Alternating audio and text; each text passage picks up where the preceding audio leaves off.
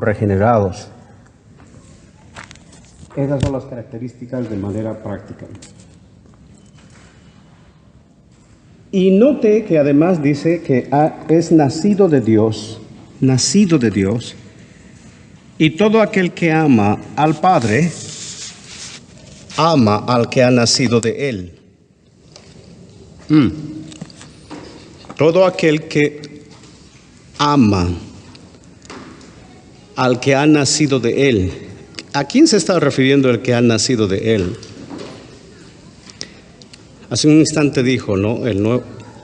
Si alguno está cree que Jesús es el Cristo, es que nació de nuevo y se puede evidenciar en su fe, en su amor y en su obediencia. ¿De acuerdo? Y además dice la siguiente oración de ese mismo versículo: y todo aquel que ama al Padre, ama al que ha nacido de Él. ¿Sí?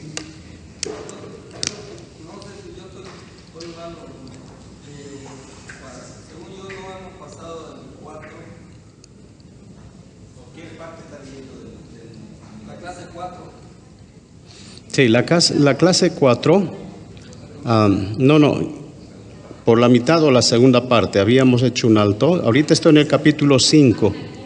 Claro, estamos en la página 15, pero ya pasamos a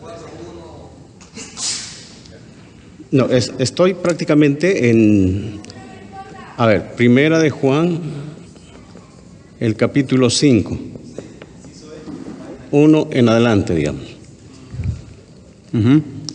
¿Está bien o tal vez no he respondido su? Entonces, porque tengo la impresión que todo el versículo 4 no lo hemos visto. Capítulo 4. ¿No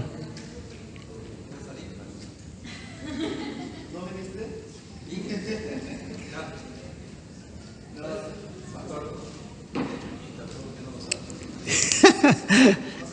Ya, perdón. Sí, la semana anterior, ¿no es cierto? El domingo habíamos avanzado hasta el capítulo 4 y dejamos para hoy todo el 5, digamos. Gracias, hermano Javier. Entonces, ama al que ha nacido de Dios. Miren la forma como Juan está insistiendo en esto. La fe constante, en otras palabras, es el resultado del nuevo nacimiento. La fe constante es el resultado del nuevo nacimiento.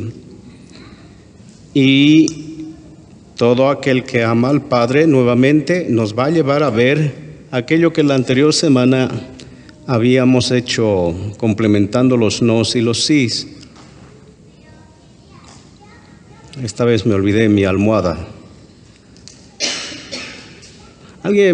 Perdón, yo sé que debería haber traído la almohadilla.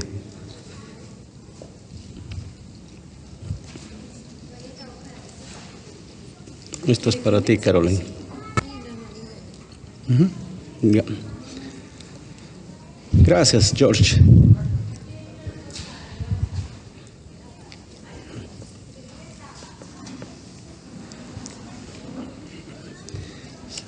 Mire la forma que a propósito nos lleva a mirar estas tres cosas, o tres verdades: fe, amor, obediencia.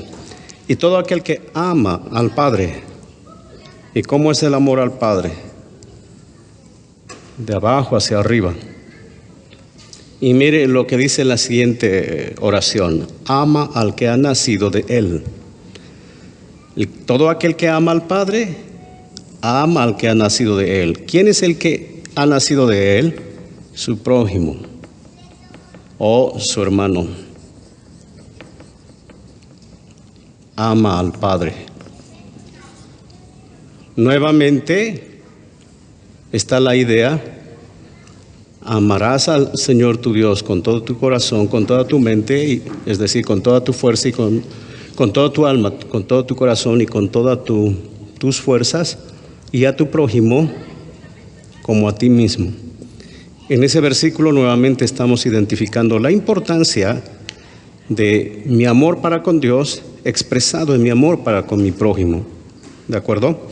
Veamos ahora el el versículo 2. En esto sabemos que hemos amado a los hijos de Dios. ¿Cómo identifico que efectivamente amo a mis hermanos? Al prójimo. En esto sabemos que amamos a los hijos de Dios. ¿En qué? Cuando amamos a Dios. Note lo que hace Juan. ¿Amas a Dios? Amas a tu prójimo. ¿Cómo sabes que amas a tu prójimo? Cuando amas a Dios. Parece bien, uno dice, pero esto es bien sencillo. Pero de eso se trata, es decir, aquello que parece ser sencillo, tendemos a olvidarnos en la vida práctica. Y además dice, cuando amamos a Dios, note, cuando amamos a Dios, el Padre, ¿qué ocurre? Y guardamos sus mandamientos. Es porque está claro la idea de nuestro amor para con Dios y para con el prójimo, porque amamos sus mandamientos y en esto se resumen los mandamientos, ¿sí?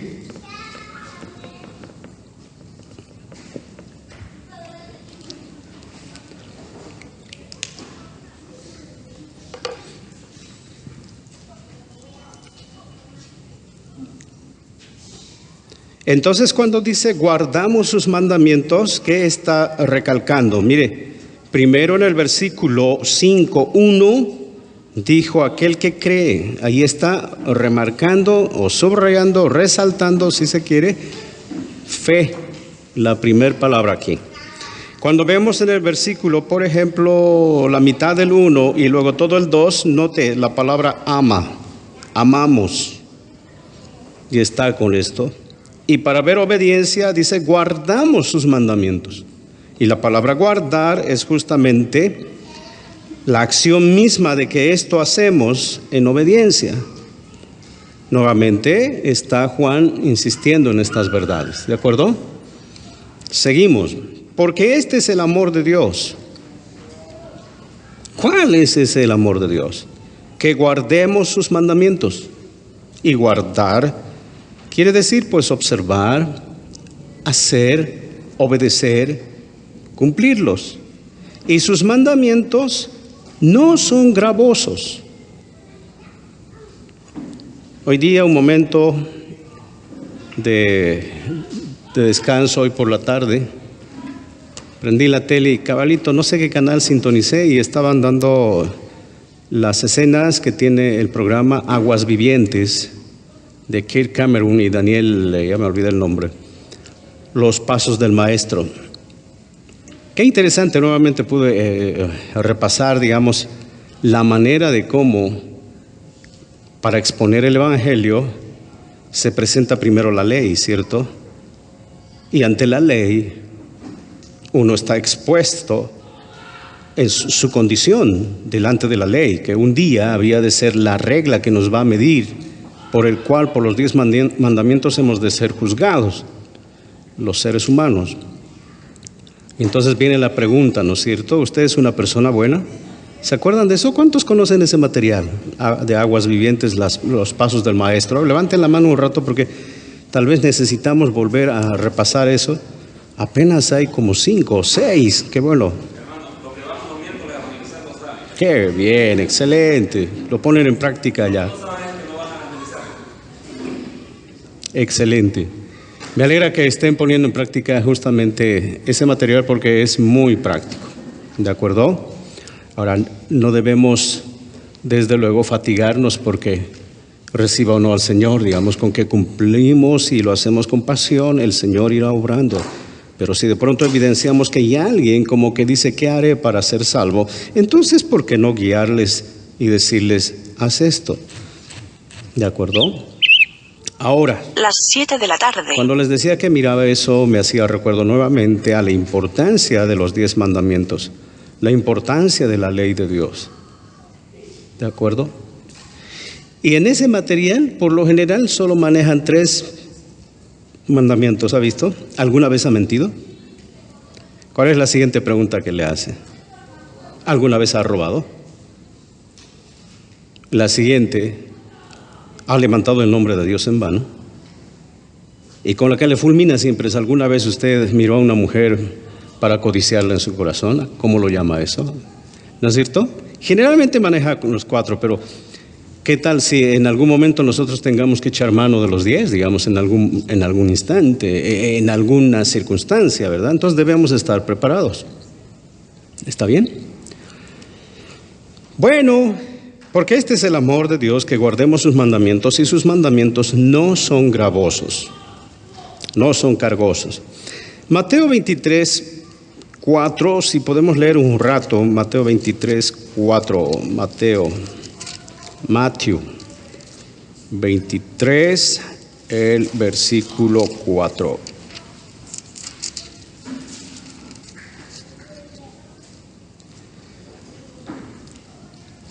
Si leemos desde el versículo 1 del capítulo 23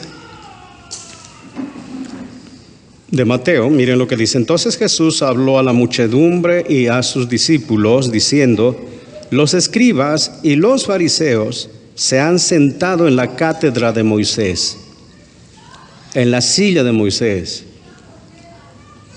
De modo que haced y observad todo lo que os digan, pero no hagáis conforme a sus obras, porque ellos dicen y no hacen. Además, atan cargas pesadas y difíciles de llevar, y las ponen sobre las espaldas de los hombres, pero ellos ni con un dedo quieren moverlas.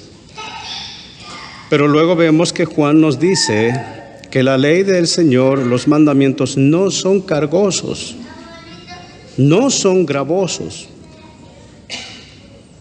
Para otra oportunidad vamos a tener un estudio de Mateo 23. Ahí hay una enseñanza muy interesante. Y cuando le dice que no pueden ni con un dedo llevar, ahí ya no se está refiriendo a la ley en sí y a los mandamientos. Se está refiriendo a otra cosa.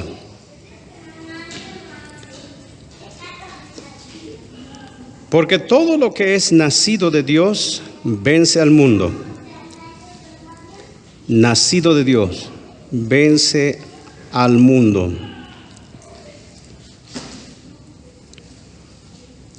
Llegamos a ser vencedores. La palabra ahí que hay que un poquito, digamos, centrar nuestra atención es, ¿cómo se dice mundo? ¿Alguien sabe en el griego?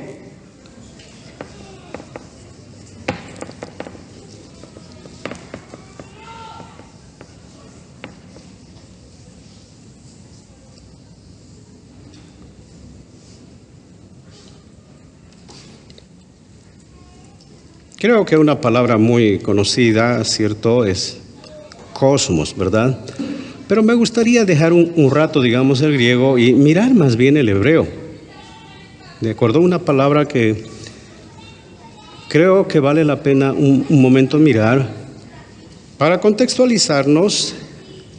Sé que esto ha sido escrito en griego, pero no tienen diferencia alguna entre cosmos y la otra palabra que es olam.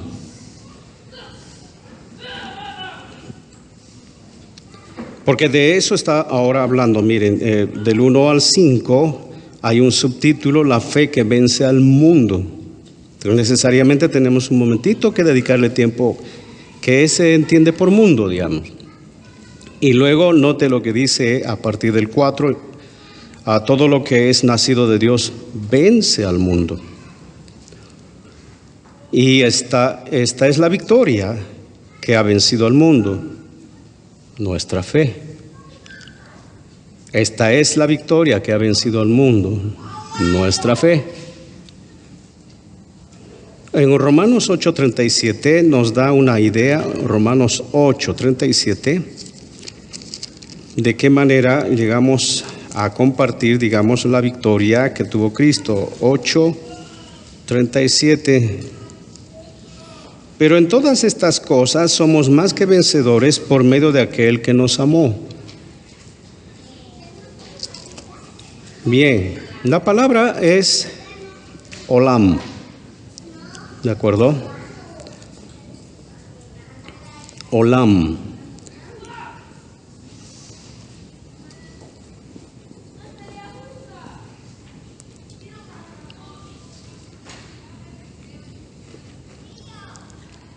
Por lo menos tiene tres cosas que que implica esto de olam, para mundo, o sea, mundo.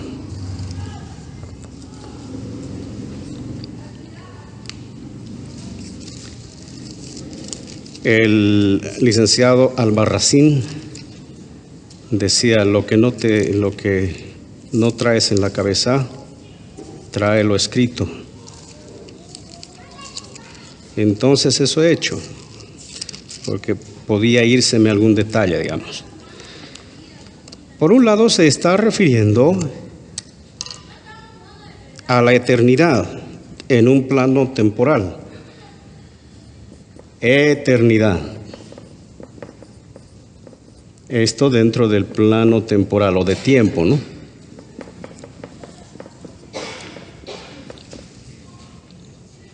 También esto significa mundo y universo. O sea, la palabra olam tiene sus significados. Eternidad con relación al tiempo, mundo y universo. ¿Está bien? Ahora, cuando nos estamos refiriendo a la eternidad dentro del plano temporal, sabemos que el hombre no conoce los límites del tiempo, ¿cierto? El hombre, perdonen que haga así, el hombre no conoce los límites del tiempo, una T nada más. O sea, aquel pasado distante, como tampoco el futuro remoto, con respecto al pasado tan distante y tampoco el futuro remoto. Porque no podemos hablar de un pasado remoto, ¿verdad? Y tampoco de un futuro distante. Es más interesante decir, es remoto, es decir, no conocemos tal asunto. Ahora, dentro del mundo, aquí en el aspecto de la palabra mundo, nos estamos refiriendo en el mundo físico. El mundo físico tiene que ver con los confines extremos del mundo, y estos son enigmáticos, o sea, los confines extremos del mundo son enigmáticos. Los confines, es decir, no sé de dónde a dónde podemos mirar, son enigmáticos. Sí, enigma. Por otro lado, también se tiene aquí mundo físico y desde luego el mundo interior, o llamémoslo espiritual. Sí, un mundo espiritual, interior, hablando del hombre. Es decir, el hombre es nomás enigmático. El hombre también es nomás enigmático. Engañoso es el corazón más que todas las cosas. ¿Quién la podrá entender? Es enigmático. Los seres humanos somos enigmáticos. Algunas veces decimos, no creí que era así, ¿no? Cuando vemos cierta actitud que, vaya, nunca pensé que eso iba a ser.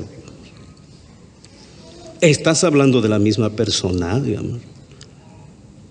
¿Sí?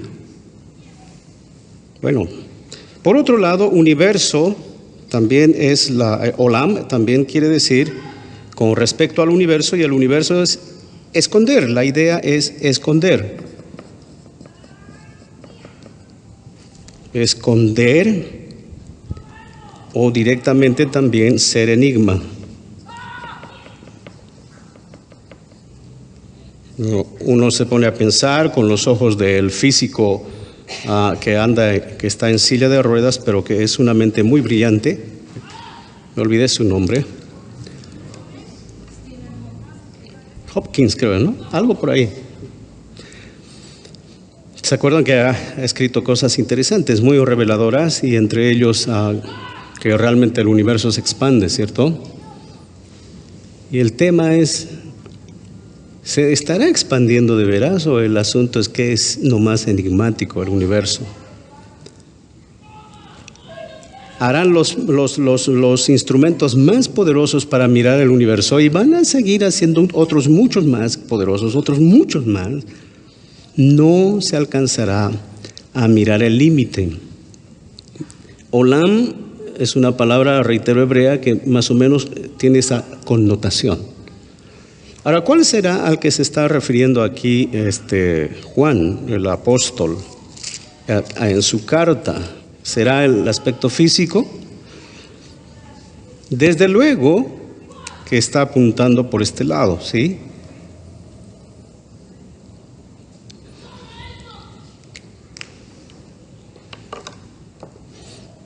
Hay un libro que dice, cuán bueno debo ser, pero va por el otro lado, cuán malo tengo que ser. Cuando está hablando aquí de mundo, dice luego, esta es la victoria que vence al mundo, nuestra fe. ¿Y quién es el que vence al mundo, sino el que cree que Jesús es el Hijo de Dios? Ahora, el mundo en el sentido de un sistema prácticamente de maldad espiritual donde domina el diablo o el demonio o los demonios, y dentro de ese sistema de maldad humana también. A ver, el mundo, podemos mirarlo en este contexto, el mundo de maldad espiritual donde campea el demonio, y un mundo de maldad humano. El hombre es malo. ¿Alguien ha ido a Potosí a entrar ahí en el, ¿cómo se llama ese lugar? La Casa de la Moneda. Se cuenta que hay todavía lugares a donde la Inquisición ha trabajado, pero de una manera grotesca, habiendo inventado cierto tipo de cosas que torturaban para torturar a las personas, pero el hombre puede ser tan imaginario, tan imaginativo para hacer sufrir al prójimo. Una prueba simplemente es la película de Mel Gibson, La Pasión de Cristo, ¿cierto? Cuando Jesús es escarnecido, y se puede ver incluso que seleccionan los romanos sus ¿cómo se llama? Sus instrumentos ahí de escarnecer, ¿cierto? ¿Cuál probamos? Como que van probando, ¿no? ¿Cómo está esto? ¿Qué tal el filo? El hombre es enigmático en este sentido de cuánta maldad puede prácticamente quepar en un hombre sin Cristo. No debiera verse eso en un hombre que tiene al Señor en su corazón, ¿cierto? Es inconcebible. Ahora, ese es el mundo al cual nosotros de pronto en Cristo somos vencedores. El mundo de maldad, el mundo de pecado, el mundo a donde tiene el diablo dominio, y un mundo de maldad del hombre.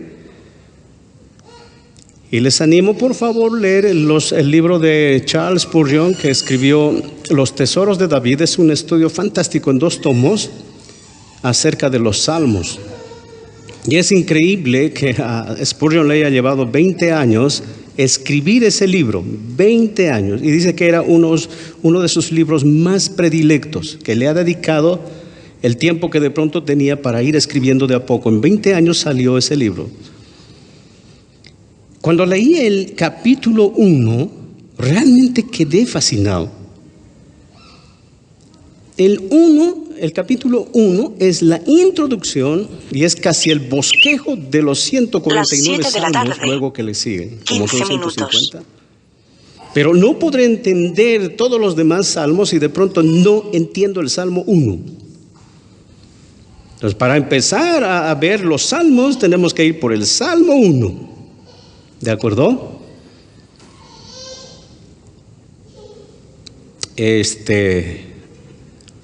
Bienaventurado el varón que no anduvo en consejo de malos, ni en silla de escarnecedores se ha sentado. Malos. Tremendo, ¿no? Ok. Pasando para el testimonio acerca del Hijo. El creyente entonces, queremos subrayar eso, tiene victoria de manera continua sobre el mundo, ese mundo que hemos descrito hace un instante. Ese sistema de engaño, ese sistema de maldad, y la fe en Cristo de manera continua, continuamente, en comunión, en consagración con Él, nos hacemos también acreedores de la victoria que Él tuvo. Y vamos teniendo eso cada día. ¿Está bien?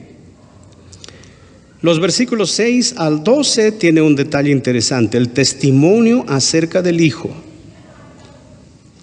Este es el que vino mediante agua y sangre, Jesucristo, no solo con agua y con sangre. Y el Espíritu es el que da testimonio, porque el Espíritu es la verdad.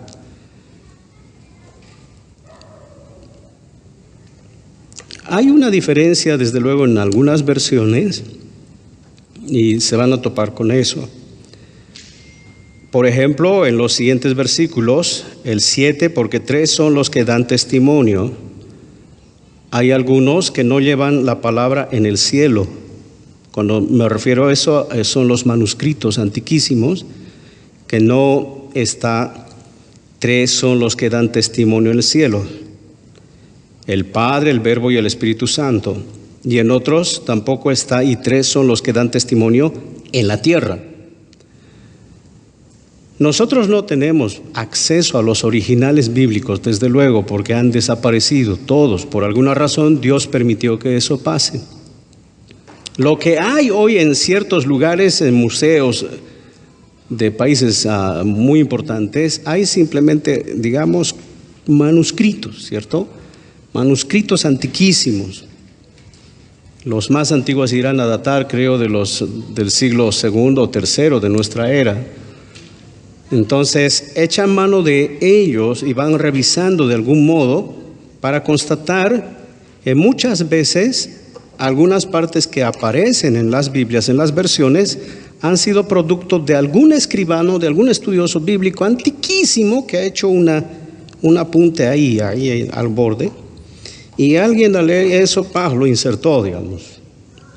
¿De acuerdo? Hay como esos varios en la Biblia, que no quiere decir que entonces está mal y toda esa Biblia hay que tirarla. No, sino que con el estudio que tenemos nosotros, ¿verdad?, como creyentes, tenemos que mínimamente tener 3 hasta 5 versiones de la Biblia. ¿Está bien? Como a un principio habíamos citado algunas de las versiones que sería muy bueno que los tengamos. Eso nos va a ayudar a ver y cotejar y decir, ¿por qué no está esto aquí? ¿Por qué no allá? Un diccionario y alguna otra herramienta nos va a despejar algunas dudas. Y es saludable, ¿está bien? Ahora, quería rascarme el ojo.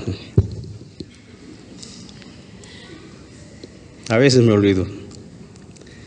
Este es el que vino mediante agua y sangre, sin ir con muchos rodeos. Muchos autores concuerdan que al referirse a agua y sangre, desde luego se está refiriendo al bautismo y su muerte, la sangre. ¿De acuerdo? Es decir, este es el que vino mediante agua y sangre. ¿De quién está hablando? De Jesús, porque ahí adelante dice Jesucristo, no solo con agua, sino con agua y con sangre. ¿Está claro? Es decir, el bautismo y luego su muerte en la cruz. Y el Espíritu es el que da testimonio, porque el Espíritu es la verdad. ¿Qué leemos en Génesis? Capítulo 1, versículo 1. En el principio creó Dios los cielos y la tierra. Y la tierra estaba vacía, desordenada y vacía. E inmediatamente dice, y el Espíritu de Dios se movía sobre las aguas. El Espíritu de Dios. ¿Qué tipo de espíritu era? Santo. Por lo tanto, el Espíritu Santo es Dios. porque es el Espíritu de Dios. Ahora, ¿se acuerdan que Juan echó mano del testimonio suyo? Él mismo dijo: yo doy testimonio de que vieron mis ojos, mis oídos, estuve con mis compañeros, tocante al Verbo, tocante a Cristo, palparon nuestras manos. ¿Se acuerdan de eso a un principio? Pero saben, ahora va a echar mano a otro tipo de testimonio con respecto al Hijo de Dios.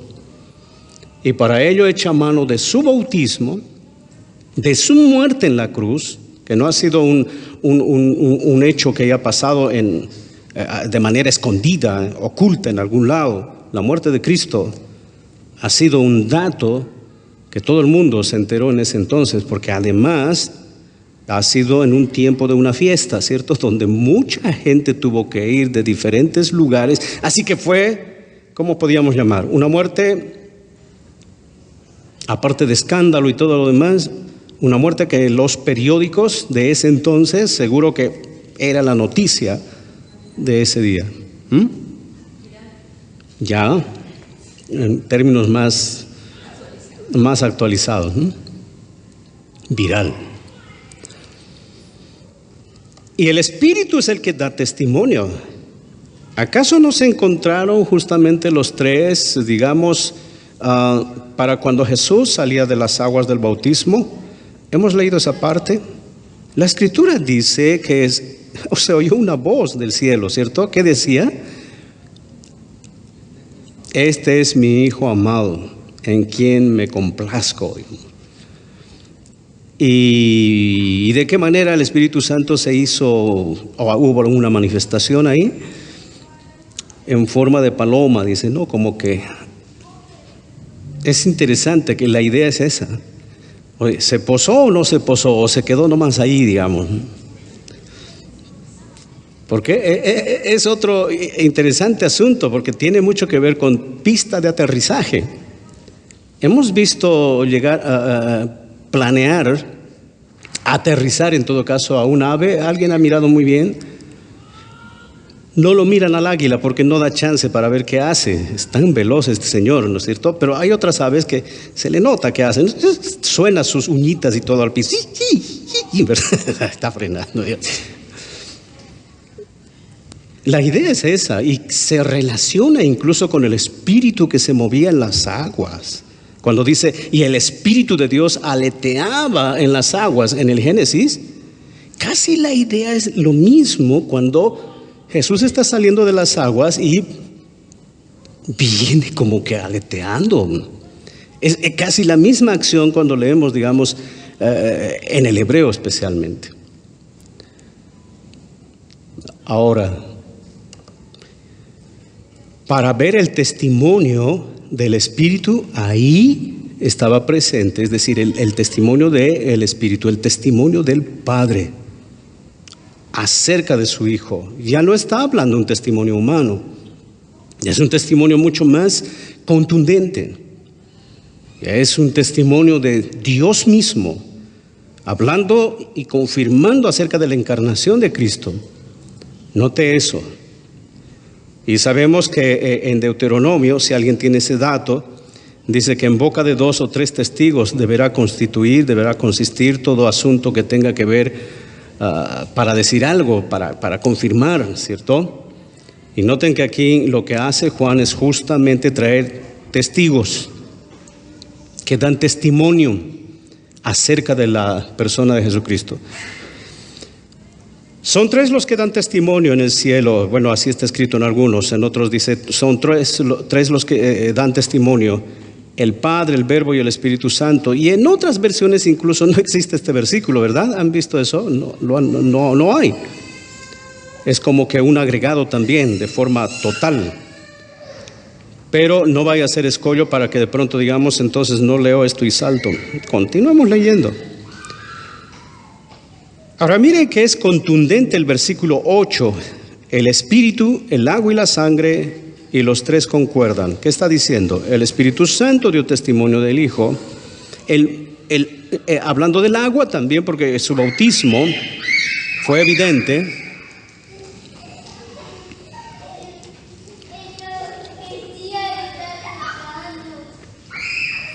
Y lo siguiente, la sangre y los tres.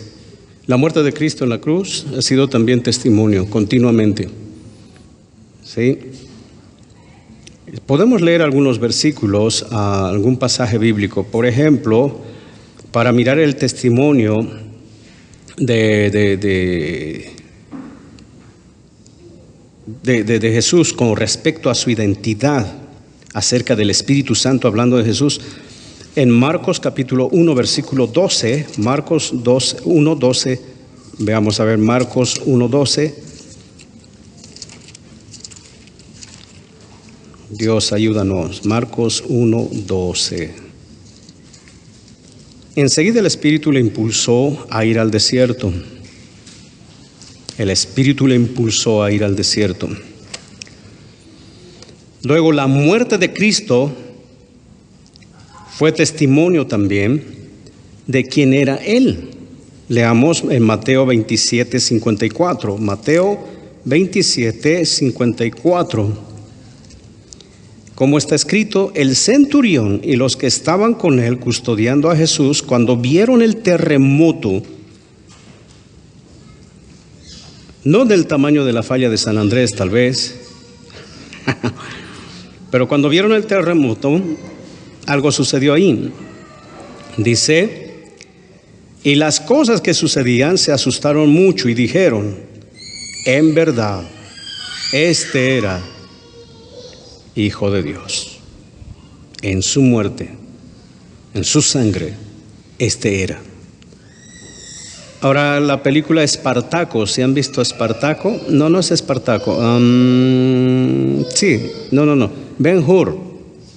Si vieron Ben-Hur, ahí se puede observar, ¿verdad? Una escena, quizá haya sucedido, quizá no, tras la muerte de Jesús. A cierta distancia en una cueva estaban unas personas, una señora y su mamá, la mamá y su hija con lepra, ¿cierto? Tras la muerte de Cristo y los rayos, truenos y centellas y todo eso, y una lluvia, una tempestad, ellas reciben una sanidad, ¿no es cierto? Quizá haya llegado a suceder ese tipo de cosas que no están registrados. Posiblemente haya pasado. Pero la muerte de Cristo fue un hecho que también daba testimonio acerca de Jesús. Si recibimos el testimonio de los hombres en boca de 2 o 3 testigos y en boca de urna, ¿cuánto más el testimonio mayor que es Dios mismo testificando? Porque este es el testimonio de Dios, que Él ha dado testimonio acerca de su Hijo. El Espíritu Santo es Dios, el Padre es Dios, el Hijo es Dios. Por lo tanto, ese es el testimonio. Y luego mire qué interesante la manera como está registrado en el versículo 10. El que cree en el Hijo de Dios tiene el testimonio en sí, aquí adentro, en su corazón. Está diciendo en sí mismo. Pero el que no cree a Dios ha hecho a Dios mentiroso, y es una de las cosas más feas que puede el ser humano hacer, porque no ha creído en el testimonio de Dios que Dios ha dado respecto a su Hijo. ¿De acuerdo? Eso ahí está más bien evidente, es decir, está claro. Hay un testimonio adentro de nosotros que Dios mismo se encarga de hacer que nosotros, dice el Espíritu mismo, da testimonio a nuestro espíritu de que somos hijos de Dios. ¿Cómo más sabemos que somos hijos de Dios? Desde luego, un estilo de vida y lo que hemos escrito a un principio: fe, amor, obediencia, constante estilo de vida, es más seguro que nació de nuevo. La ausencia de ello ya debería ser preocupante. ¿Sí? Y el testimonio es que Dios nos ha dado vida eterna, y esta vida está en su Hijo. Vida eterna. Enseguida vamos a hablar sobre un detalle con respecto a la eternidad también. ¿Está bien? ¿Qué entendemos por vida eterna? Y el 12, para terminar y luego volver en unos 5 minutos. El que tiene al Hijo tiene la vida. El que tiene al Hijo tiene la vida. Y el que no tiene al Hijo de Dios, no tiene la vida. Saben, a veces con mi esposa solíamos pensar, hay una forma de hablar en algunos lugares, quizá no sea aquí, pero suelen decir, mire, cuando hay, hay. Cuando no hay, no hay. ¿No han oído eso en algún momento? Uno va tal vez a solicitarle algo, mire, présteme por favor 100 pesos. Mire, hermano, cuando hay, claro, hay. Cuando no hay, no hay. Y eso es lo que está diciendo. El que tiene, tiene. El que no tiene, no tiene. A ver, quitemos algunas cositas. Eso está diciendo. El que tiene, tiene. El que no tiene, no tiene. ¿Y a cuál lado estamos? ¿De los que tienen y que tienen? El que tiene al Hijo, tiene la vida. El que no tiene al Hijo de Dios, no tiene la vida. ¿Ve? Uno dice, pero qué lógico, vaya, qué profundo. Un amigo en California me dio un consejo, pero de esos consejos espectaculares. Me dijo, ¿sabes? Cuando tienes dinero, debes ahorrar. Cuando no tengas dinero, no se puede ahorrar. Dije, qué profundo. Entonces esto, yo miraba y decía, Juan, ¿qué estás haciendo aquí? Uno diría, pero claro, tiene razón. Pero aun cuando escriben de esta manera estos autores, es justamente para jalarnos de los lentes y decir, mira lo que estoy diciendo. Aunque te parezca a ti sumamente sencillo, ¿no? Pero tienes que ver esta verdad. Porque en el lenguaje de Juan solo son esas dos cosas, ¿cierto? O eres o no eres. Y es más duro él, usted sabe ya. Y luego es como un resumen prácticamente estos dos últimos versículos, el 11 y el 12. Entonces mire, es como un resumen, terminando lo que ha dicho más antes. El testimonio es este, que Dios nos ha dado vida eterna y esta vida está en su Hijo. Vida eterna y está en su Hijo. Entonces entiendo lo que es vida eterna, tienes a su Hijo, si no, no entiendes, y para qué te preocupas acerca de la vida eterna. Por ello, el que tiene al Hijo tiene la vida, ¿entiendes esto? Y el que no tiene al Hijo de Dios no tiene la vida. Ahí está terminando él. ¿Ya? Vamos a dejarnos los últimos 8 versículos para después, vayamos a tomar un café, por favor.